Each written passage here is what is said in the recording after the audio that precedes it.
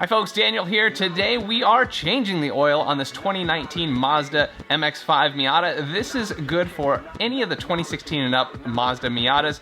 And whether you've done oil changes in the past or you've never ever done it in your life, this video is going to help you get it done right. So let's get to it.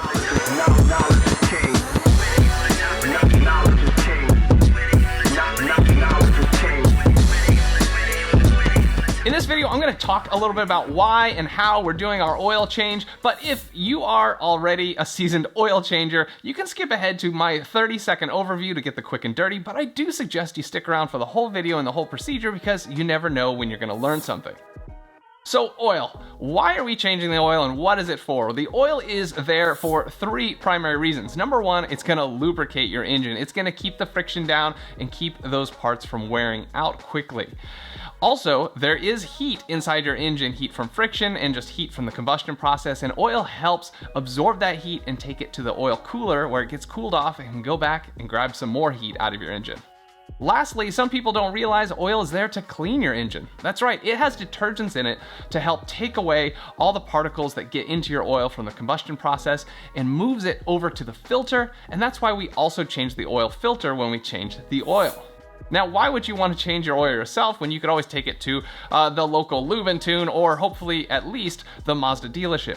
Well, out here in the San Francisco Bay Area, Mazda charges up to $140 for an oil change. That's right. But I know in some areas it's as low as maybe 70 bucks. Well, if you do it yourself, it's only going to cost you about 36, maybe 40 bucks in all. And yes, you do have to invest in some tools, but those tools are going to last you at least a decade or more, and they'll pay for themselves in no time with just a few oil changes. Another good reason to do your own oil change is time. I mean, it would take me at least 15 minutes to drive to a dealership for an oil change and at least 15 minutes back. And with that, I could have already done the oil change in my garage and I didn't have to sit there and wait for them, or maybe they have bad scheduling. It's great. Also, it's nice to know who did your oil change. You know everything that happened. You knew exactly what oil went in there. You knew all the steps that you did, and you get to connect with your car. And I think that's really important. You'll find it very satisfying. Now, maybe you're wondering, well, how much oil and what type of oil should I use? Well, don't forget you have a very valuable resource in your possession, and that is your car's owner's manual. And if you don't have one, it's available free online. In there, it says that US spec cars should be using Castrol full synthetic 0W20 motor oil. Other countries have different specs for some reason, but in the US, that's what you want to use. Also, you should be putting in 4.5 quarts of oil when you change the oil and the filter together, which you generally should do. Lastly, when should you change your oil? Well, I'm actually a believer of the oil life monitor built into cars these days. I mean, it's pretty good technology. It's monitoring the temperature of your car, the RPMs you do, the mileage and the time, and I think it's a pretty good indicator to use, but I know some of you are old school and you just gotta stick to that classic 3,000 to 5,000 mile oil change. Do what you like, it's up to you, but definitely don't exceed the manufacturer's specifications. And one last thing, in case there's a problem with your engine someday, Mazda may be asking you for proof that you've done your oil changes since you're not doing it at the dealership anymore. So be sure to hold on to your receipts and log the oil changes just in case that day comes that you need to prove that you've been taking care of your engine. All right, now we're gonna get to the procedure of actually changing the oil. It's pretty easy, you'll see, and after this video, I think you'll feel confident to knock it out yourself. Let's get started.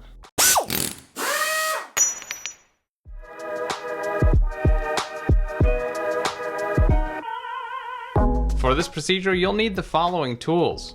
You'll need a 12mm socket to remove the nuts holding on the scrape plate, a 17mm socket for the oil drain plug, but if you have a 2016 to 2018 model, you'll need the 8mm hex to do it. You'll of course need a ratchet to drive those.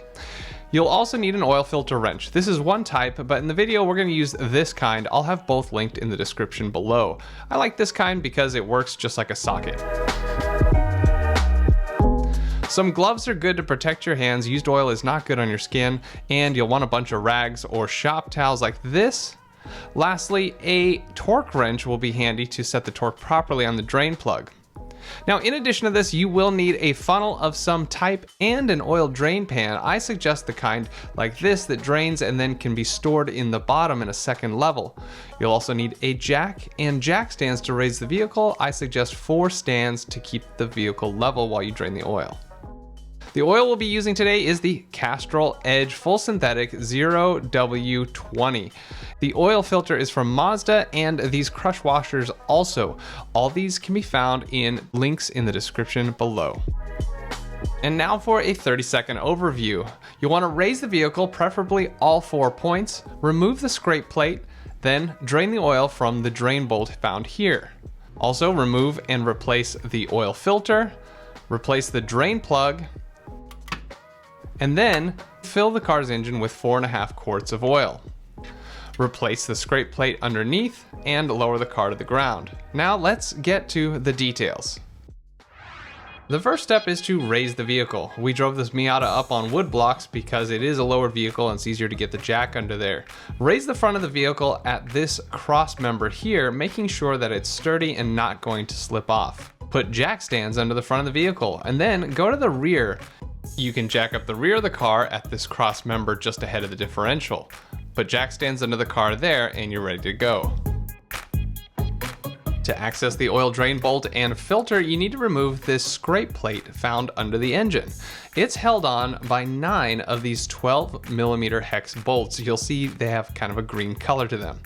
This will take you quite a while by hand, but if you have a power tool, it goes rather quick.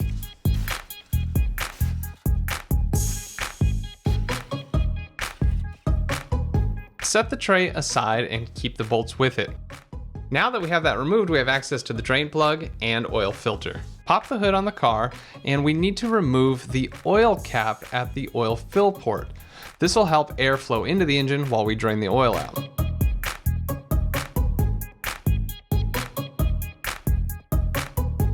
Next, place your drain pan under the engine's oil drain plug, but you'll want to position it a bit to the passenger side because the oil will shoot out approximately a foot away from the drain hole.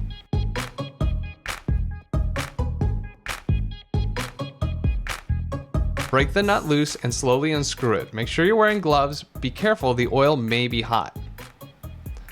See how the oil arcs outward? That's why you need to position the drain pan properly. The arc will shrink to a straight down drain as the last bits of oil come out of the engine.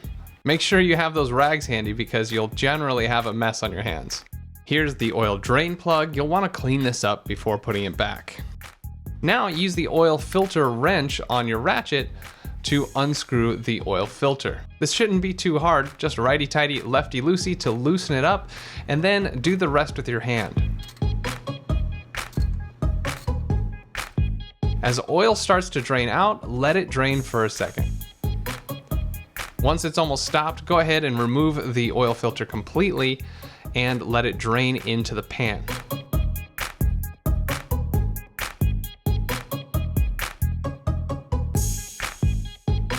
By the way, if you have a 2-level oil pan, pop this vent here so that the oil doesn't bubble too much as it goes from the top level to the lower level.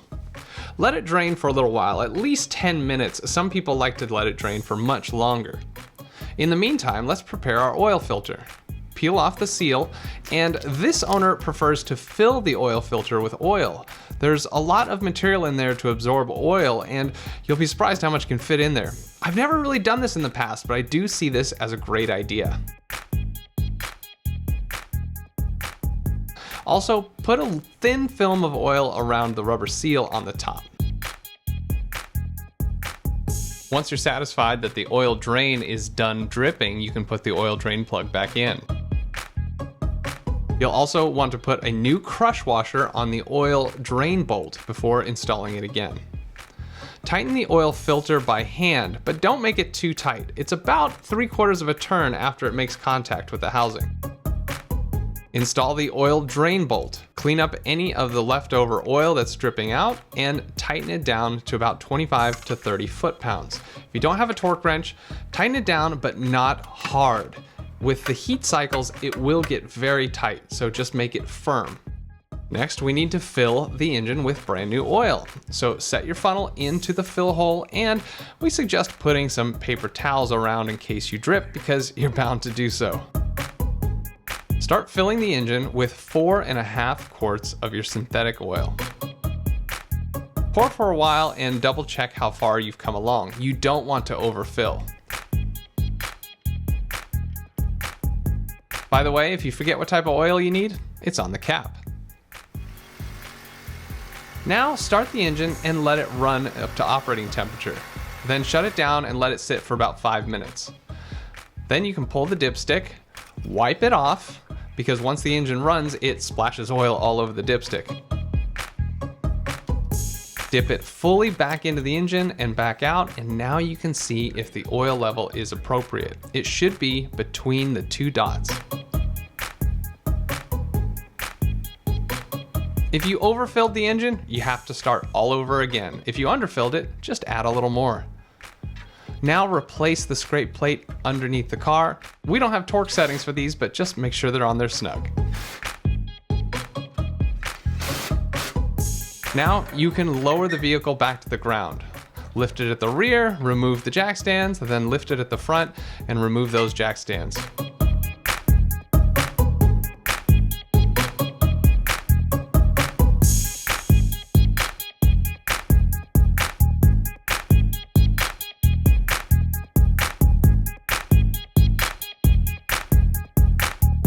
Now what about that used oil? You want to pour it back into a carton like your old oil jug.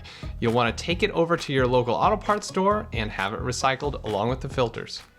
All right, that's it to changing the oil on your Mazda MX-5 Miata. I would say it's not that hard, and it's not too different from other cars. It's pretty straightforward, and thankfully there's no complicated places that you have to get into to drain the oil or get to the filter. That's really nice. So if you liked this video, please hit the like button. Consider subscribing and hitting the bell to be notified of future videos. I do have a bunch of other Miata videos for you Miata owners. Be sure to check out my Miata playlist. A lot of info in the description below, of course. Thanks so much for watching the Jet Fuel Only channel. We'll see you next time.